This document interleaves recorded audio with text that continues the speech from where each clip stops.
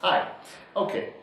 Today I'd like to talk about our trip to the biggest show in the world, the Miami Beach show, and our adventures there.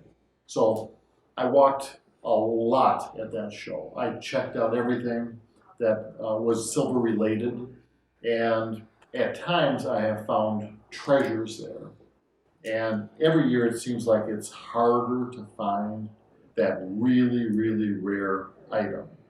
This year, some of the better things were I bought a chocolate pot made by Tiffany with a Middle Eastern look to it with gold highlights. And it was pictured in the Carpenter Tiffany book. Very, really a piece of art. I bought a tea caddy that was Tiffany, many butterflies on it. Some of the butterflies were gold, some of the butterflies were copper. That was one of my favorite things also. One thing that was kind of appropriate for down there is I bought some pieces of the pattern Palm Beach by Gorham. It's a pattern from early in the 20th century. Looks like palm trees, looks like palm leaves on the back of the pieces. This is a salad set. It's well done. There's some little chocolate spoons in the Palm Beach pattern. Someone from Florida. Very appropriate. In American silver, one of the rarest forms is a marrow scoop. I always buy them if I find them. So I found two down there. This one's by Schiebler. It looks like a musical instrument, and then it has ribbons on the middle. And so, very rare form, in our collection of hundreds of thousands of pieces. I think right now we have two or three American marrow scoops. It's a whole different story when you get to English or European.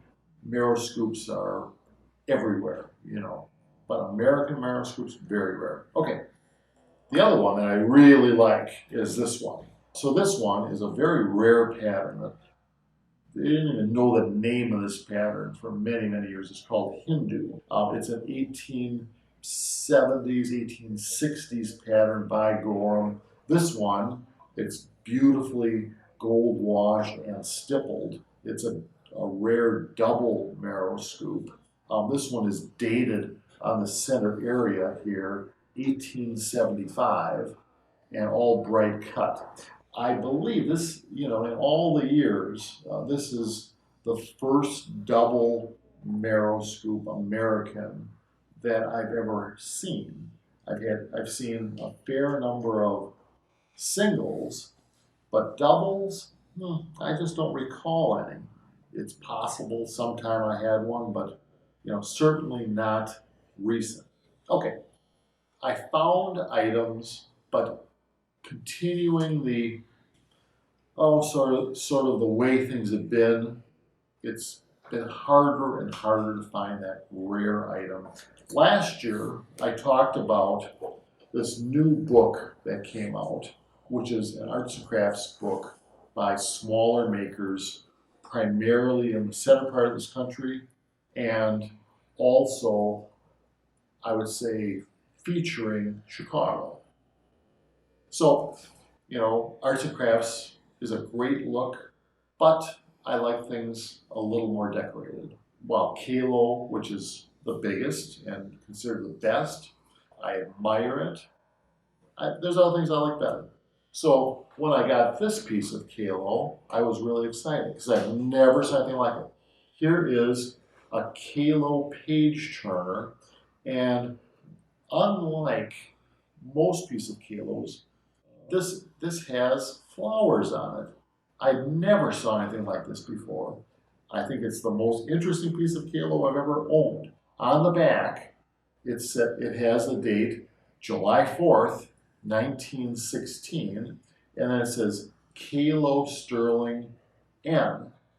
And so I talked to a friend of mine who, really is in authority on Kalo, and he said, "Oh, this is part of the Nordic line." I'd never heard of the Nordic line, and so looked in this new book about the Nordic line. I looked online at the Nordic line. It's a little more decorated than the normal kilo.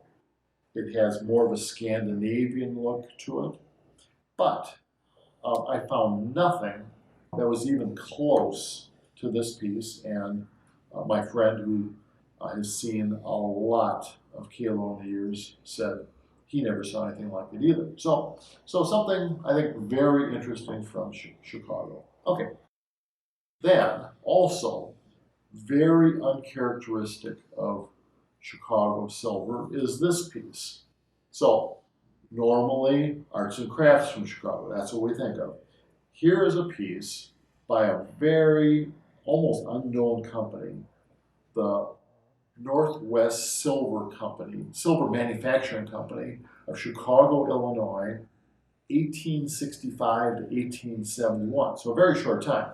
So here's a berry spoon and or a fruit scoop with bright cutting, but what really makes it stand out is this really good looking lion on the top. So here's, 1860s, 1870s silver that you always think of as, Gorham or some other Eastern maker, and here it was actually made very close in Chicago.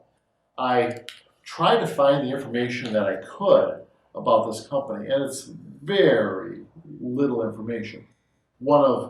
Here's a tax record from Illinois, didn't have anything that really interests me. And then there's this site called Sterling Flatware Fashions and Facts that talks a lot about silversmiths, shows many patterns. It's a really good site to see. Sterling Flatware Fashions and Facts. Over 2,000 silversmiths information on it.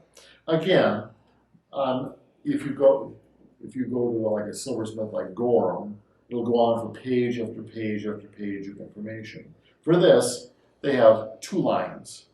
And but the interesting thing is, it does have a picture of the building where it was made in Chicago.